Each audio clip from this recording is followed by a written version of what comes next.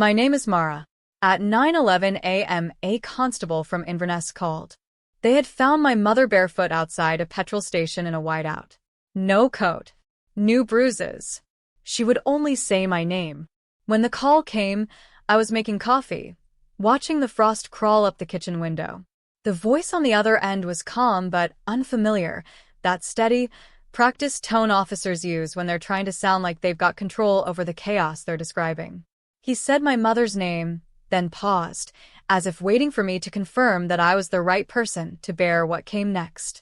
I remember the silence after. The kind that makes the world shrink to a pinprick. I stood there, the kettle still whistling, the smell of burnt toast rising, and for a long moment, I couldn't tell whether the trembling in my hands was from fear or anger. Barefoot. No coat. It wasn't the first time she'd been found somewhere she shouldn't be, but something in his voice told me this time was different. I didn't ask many questions. I just said I'd come. The drive from Glasgow to Inverness was a blur of white and grey. The motorways half disappeared beneath sheets of snow, and I followed the faint red tail lights of other travelers like breadcrumbs through a storm. Every few miles, the wind howled so hard it felt like the car might lift. The heater blew warm air that smelled faintly of engine oil, and I kept both hands on the wheel, gripping harder than necessary, as if steadiness could keep me from remembering. But memory is stubborn. It began with small things, my mother's voice on the phone weeks ago, strained and low. She'd said Leo was helping her. Organize the paperwork. That phrase had lodged in my chest. Paperwork was his word, not hers. He'd always been the one for contracts, transfers, and signatures, those small, neat acts of control that looked like kindness from the outside. The snow thickened as I left the city limits. Somewhere past Pitlochry, I lost radio signal. No music, no news, just the rhythmic hum of tires over ice and the hollow roar of wind pressing against the glass. It's strange how silence can talk to you when there's no one else around. It reminded me of the last Christmas we spent together, the way she flinched when Leo raised his voice, how she covered it with a laugh that didn't reach her eyes. I kept replaying the constable's words. She would only say your name. That detail gnawed at me. Out of everything, fear, confusion, pain, she had chosen to say mine. For a woman who had spent her whole life apologizing for needing help, that meant something. It meant she remembered that once, long before Leo took charge, it was me who used to help her up after every fall. I stopped once for petrol outside Aviemore. The attendant, a young woman with wind-chapped cheeks, asked if I was all right. I must have looked shaken, but I just nodded. I didn't tell her that my mother was sitting somewhere in a police station, probably wrapped in a borrowed blanket, silent and lost. I didn't tell her that I'd spent most of my adult life pretending the family fractures weren't permanent. I just filled the tank and kept going. The further north I drove, the narrower the roads became. Snow lashed sideways, erasing the horizon, and I could barely see the faint shapes of trees bending under its weight. I thought of my mother, small and fragile, standing barefoot on the frozen pavement, her toes turning blue, her breath fogging the air. Had she run? Had she been pushed? I didn't know yet, but I knew the look she'd have worn. The distant one. The one that said she was somewhere else entirely. At a rest stop, I pulled over and called the constable back, needing to hear the details again, needing to know she was safe. He said she was quiet but lucid, that she refused medical transport until I came. His voice softened when he said, "She kept asking if you were on your way." That sentence nearly broke me. Because there had been a time long ago when I wasn't there for her. When Leo convinced me that distance was healthier, that she was unstable and needed space. I had believed him, and she, too proud to beg, had let me go. The guilt of that separation had lived under my ribs for years, like a bruise that never quite healed. Now the snow spun around me like ghosts. Every mile felt like penance. When I finally saw the lights of Inverness, it was already dusk. The sky was a pale, bruised blue, the kind that arrives before night and never fully lifts. I followed the directions to the small station where they were keeping her safe. My hands ached from gripping the steering wheel, and when I turned off the ignition, the The silence was deafening. I sat there for a moment, staring at my reflection in the rearview mirror. My eyes looked tired, older. Maybe they always had. I thought about what I would say when I saw her. It's over?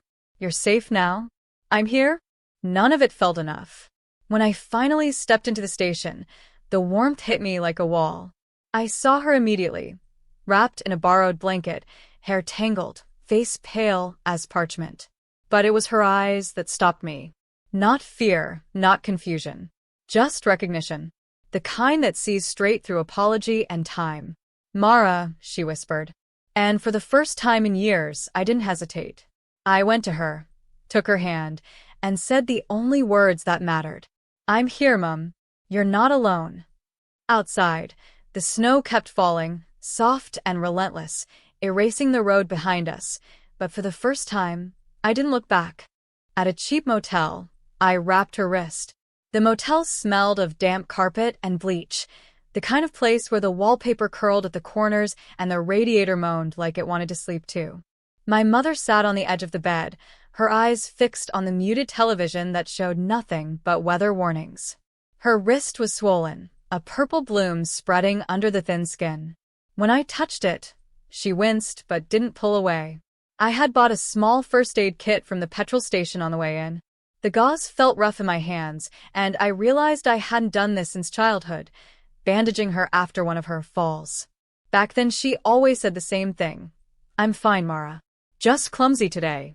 But that night, sitting across from her under the yellow motel light, she didn't even try to lie. As I wrapped her wrist, I played the voicemail again, letting the sound of Leo's voice fill the air. "Keep this up and nobody will find you." A cold, deliberate. The same voice that once read bedtime stories to me when Mum was too tired. The same voice that used to promise, "I'll always look after her." He had kept that promise in his own way, by owning her, by reducing her world to fear and obedience.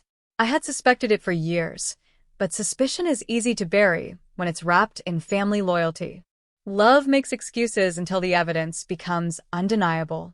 When she finally fell asleep, I stared at her face, the lines etched deeper than I remembered. Her hair was thinner, her lips cracked. She looked smaller somehow, like part of her had already begun to retreat from the world. I wanted to wake her, to ask why she hadn't called me sooner, why she had endured him for so long. But then I realized I already knew the answer. She had called me in the only way she could, by surviving long enough to be found. The next morning, I left her resting and drove to Leo's house. The snow had stopped, leaving behind a brittle silence that felt like warning. His driveway was clean, his car polished, his windows spotless. Everything about him always neat, controlled, immaculate. The man who couldn't stand a thing out of place. I still had a key. The door creaked when I pushed it open. Inside, the heat was turned up too high, the air heavy with the scent of citrus cleaner.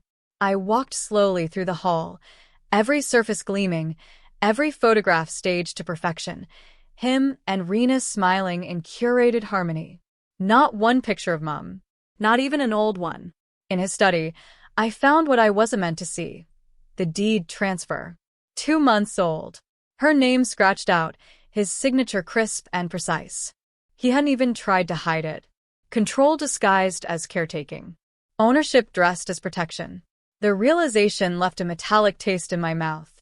Down the hallway, something caught my eye, a faint reddish smear near the baseboard. I crouched down. Dried.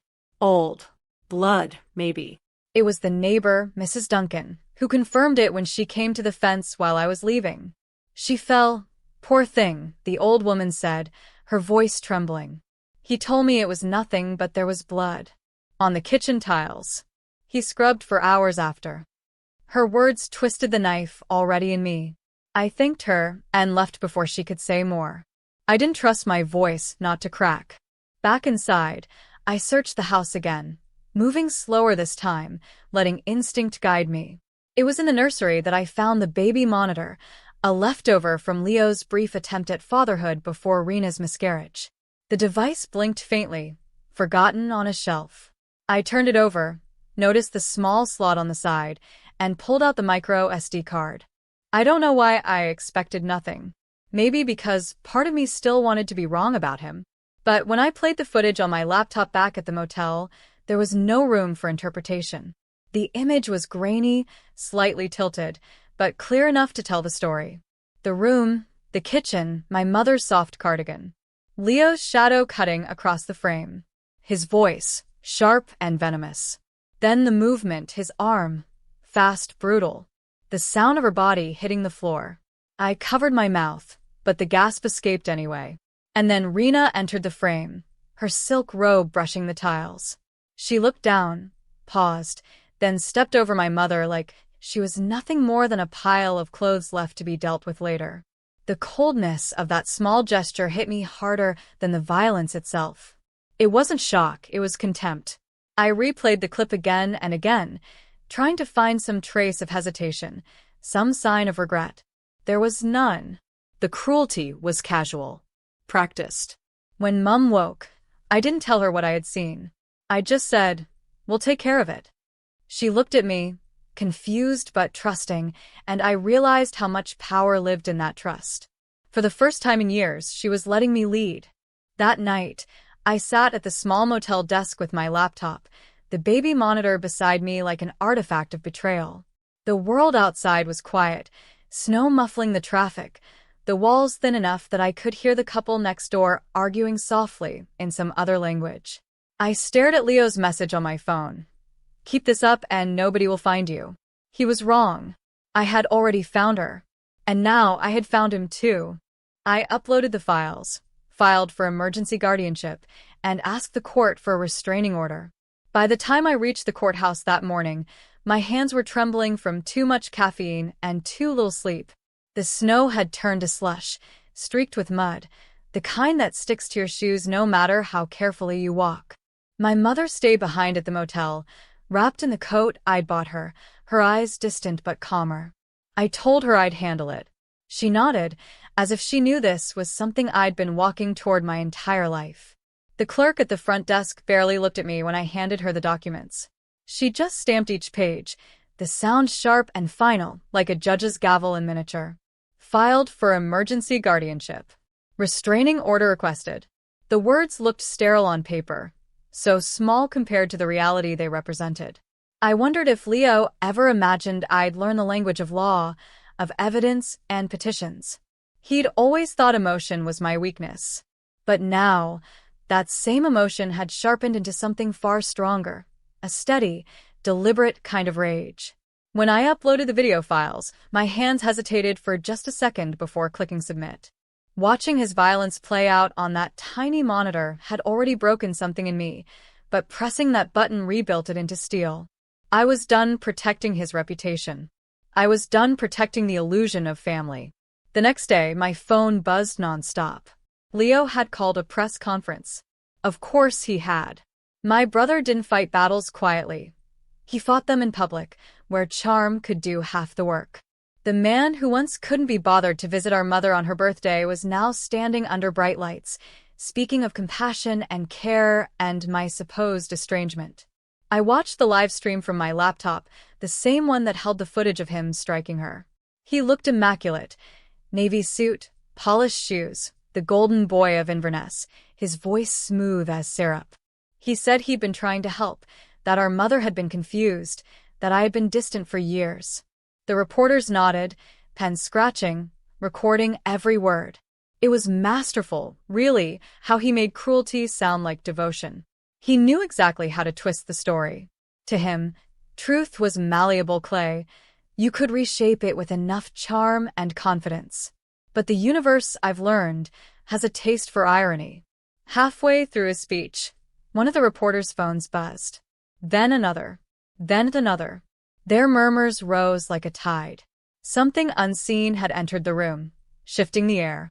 Leo paused, confusion flickering for the first time. He tried to recover, but it was too late.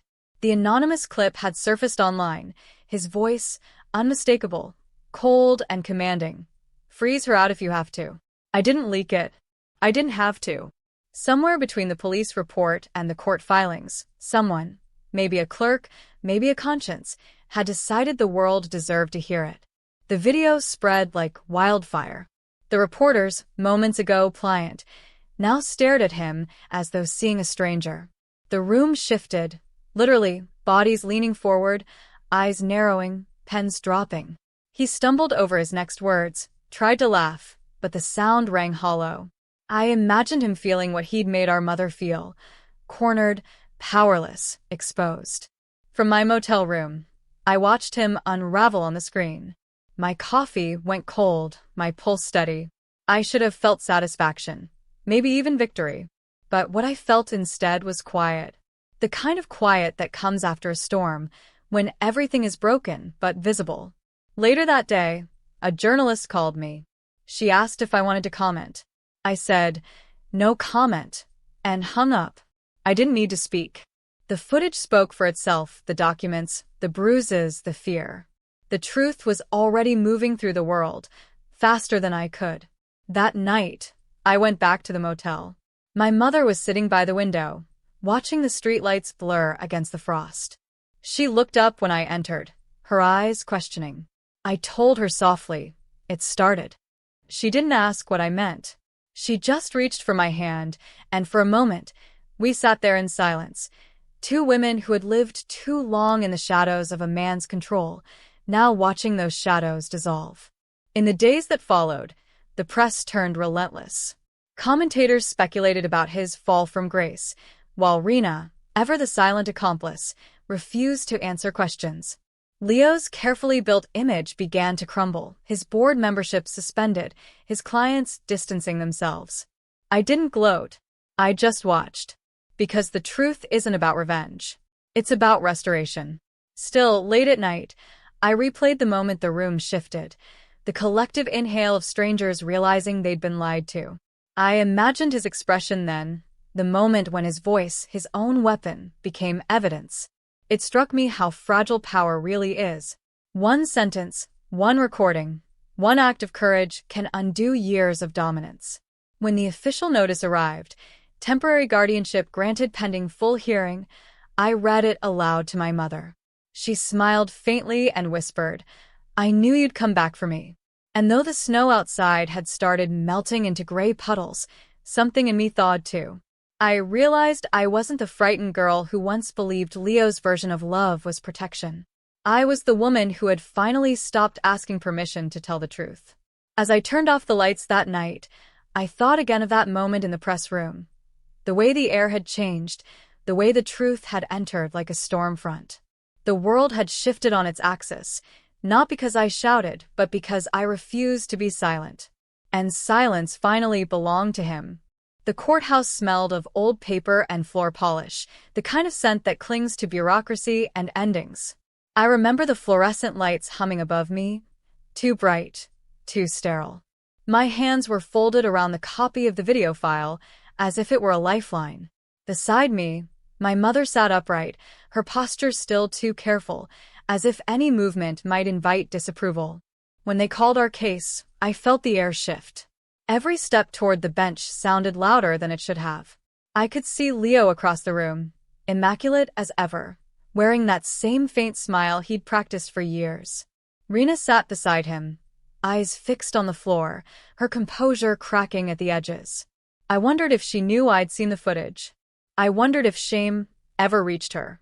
The judge was an older woman, her gaze sharp but not unkind. She pressed play on the video without ceremony.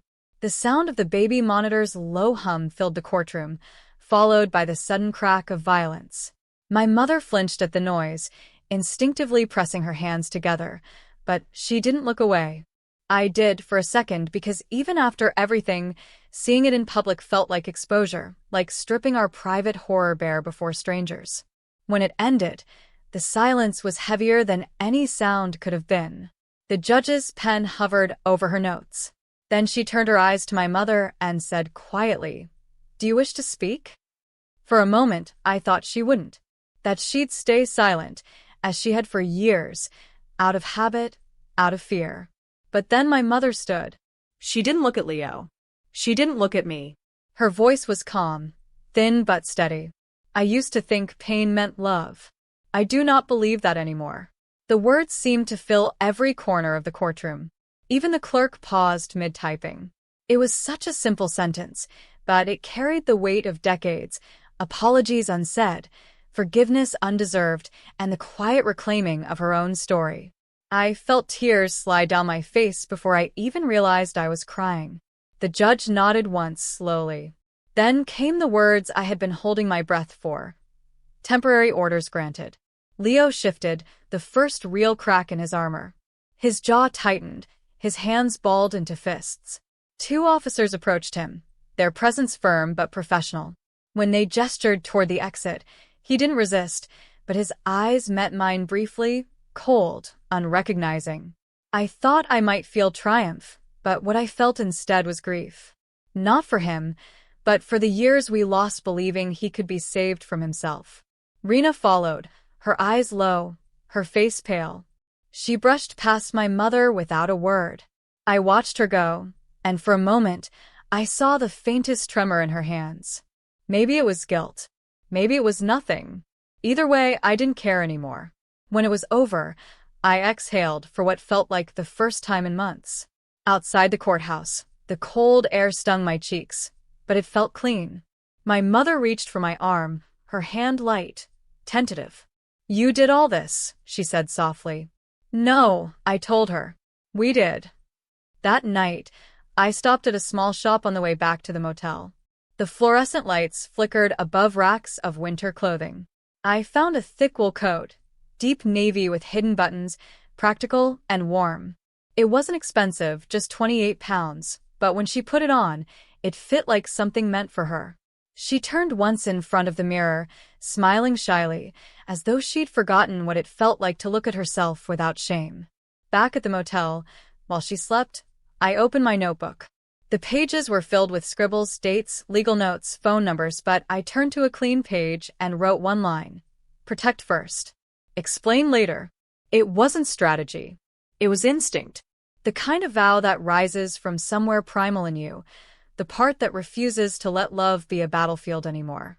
By March, the worst of winter had lifted. The rental cottage we'd moved into had a small patch of earth behind it, rough and frostbitten, but it was ours. We bought daffodil bulbs from a garden center, cheap, humble things with yellowed tips. My mother insisted on planting them herself. We knelt side by side, our gloves dirty, our breath visible in the morning chill. She hummed as she worked, quietly, a tune I hadn't heard since childhood. Each bulb went into the soil like a promise. "Do you think they'll bloom?" she asked. "Given time," I said. "Frozen things return, given time." When the last bulb was buried, she pressed her palm to the earth and closed her eyes. I watched her, the same woman who had once been too afraid to speak, now steady, unafraid of silence. The sun caught the edge of her new coat, turning the navy fabric into something almost radiant. That evening, as the light faded, I stood by the window, looking out over the small garden.